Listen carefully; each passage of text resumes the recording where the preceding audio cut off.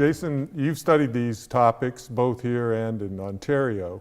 And what's your observation on the level of funding and the manner in which we fund our schools here in BC? In terms of the level of funding, it really depends on how far you want to look back. If you look back as far as 1950, then the funding increase in the years since has been pretty dramatic.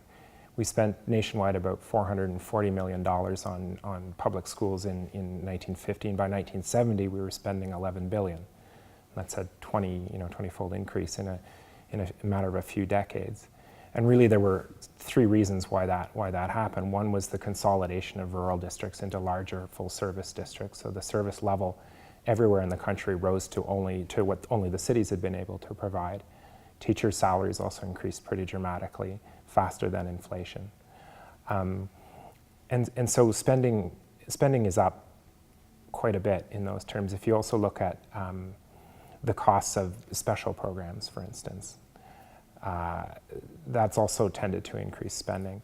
Alex, are these figures familiar to you? Is this the kind of analysis that you've looked at also? Well, we should say, to be clear and to be fair to the government today, that it's the total number of dollars going into the system are higher than ever, as they've been emphasizing.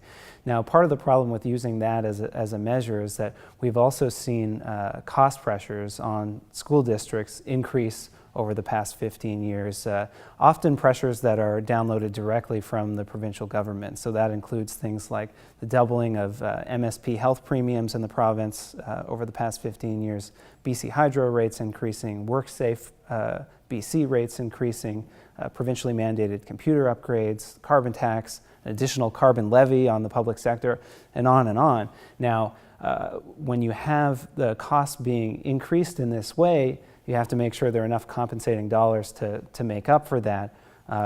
We actually don't have a firm number of how all of these cost pressures add together, but one internal estimate quoted by the government in its own documents puts it at least about $200 million.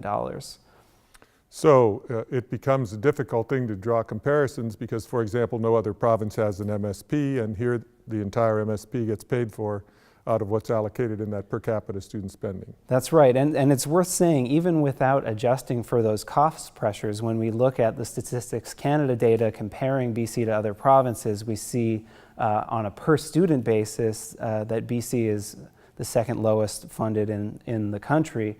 And that's corroborated by other measures that I used in the report as well. So that's, we've talked about the big picture, what are we spending as a share of our economic pie, but also on that per student basis, we're seeing BC fall behind, which I think is a problem when you see what's happening on the ground, when parents feel that there aren't enough teachers in the classroom, there's not enough support for special ed, and that parents are being asked to fundraise more than ever.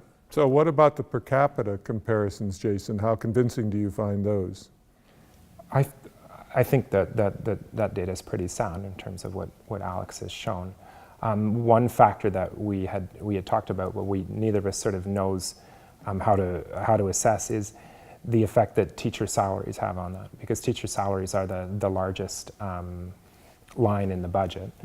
And BC has relatively low salaries to the rest of Canada, and so that may factor into per pupil funding, but we don't know to what extent.